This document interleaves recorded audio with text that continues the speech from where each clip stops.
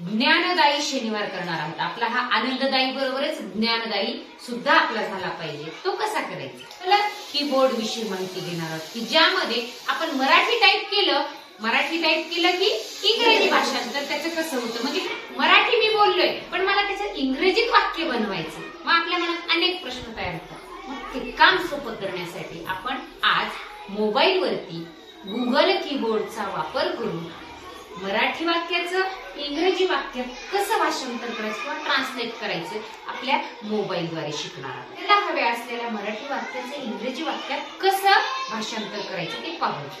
आपण काय करणार आहोत की आपलं व्हॉट्सअपमध्ये आपण जातो.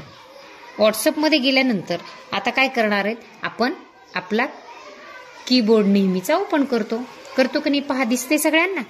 पुढे केला इथे गुगल दिसते की नाही जी, त्याला टच केलं. भाषा आपण इथे सेट करायची. कोणत्या भाषेचं कोणत्या भाषेमध्ये रूपांतर करायचे. आता मला मराठीचं आपल्याला काय करायचे म्हणून मराठीला क्लिक केले. कशामध्ये करायचे भाषांतर त्याचं? इंग्रजीमध्ये करायचं. आमच्या शाळेत वडाचे झाड आहे. आमच्या शाळेत वडाचे झाड आहे. बघा मराठी टाईप केले, वरती इंग्रजी वाक्य आले, वाचा. There is a banyan tree in our school. आहे की नाही गंमत. चला पुढचं वाक्य सांगा आणखी. मी दररोज अभ्यास करते. पहा बरं त्याचं इंग्रजीमध्ये काय भाषांतर झाले.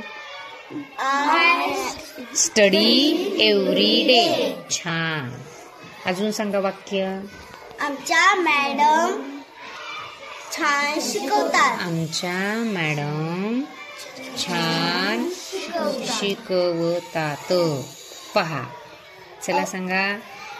Our madam teachers well. Good. पहा ऐक. या आनंददायी शनिवार उपक्रमाअंतर्गत आनंदाबरोबरच आपण या मोबाईलच्या माध्यमातून काय मिळवलंय? ज्ञान मिळवले. म्हणून आपण काय व्हायचंय आता? ज्ञानार्थी व्हायचंय. नवीन काहीतरी वेगळं शिकले की म्हणजे नवीन ज्ञान आपल्याला त्या गोष्टीचं मिळालं. आता हे तुमच्या लक्षात आलं होतं का आतापर्यंत? दररोज आपण कीबोर्ड वापरतो, टायपिंग करतो, मेसेज पाठवतो, व्हिडिओ पाठवतो, स्वाध्याय सोडवतो. पण आपण काय पाहिलं? फक्त मराठीत करायचं कीबोर्ड की इंग्लिश मध्ये करायचं एवढंच पाहतो. पण आज काय शिकलो? गुगल कीबोर्डचा वापर करून मराठी वाक्याचं इंग्रजी वाक्यात काय करायचं?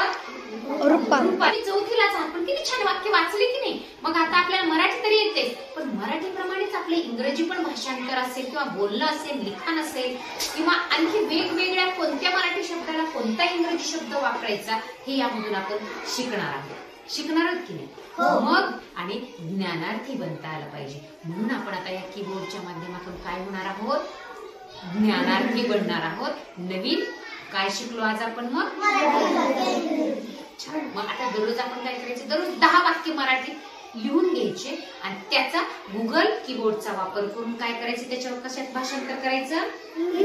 एक भाषांतर व्हायचं. यामुळे आपला छान असा फायदा होणार आहे आणि इंग्रजी आपली काय होणार आहे? याच्यामुळे पक्की होणार आहे. नवीन वेगवेगळे शब्द तुम्हाला माहिती होणार आहेत, पाठांतर होणार आहे, अर्थ कळणार आहे. आणि वेगळ्या रीडर मधून आपण जे शब्द पाठ करतो त्याऐवजी दररोज जर आपण याचा प्रयोग केला, वापर केला तर तुम्हाला काय होणार? त्याच्या आपोआपच इंग्रजीमध्ये त्याला कोणता शब्द वापरला जातो हे माहिती होणार आहे. छान. करणार?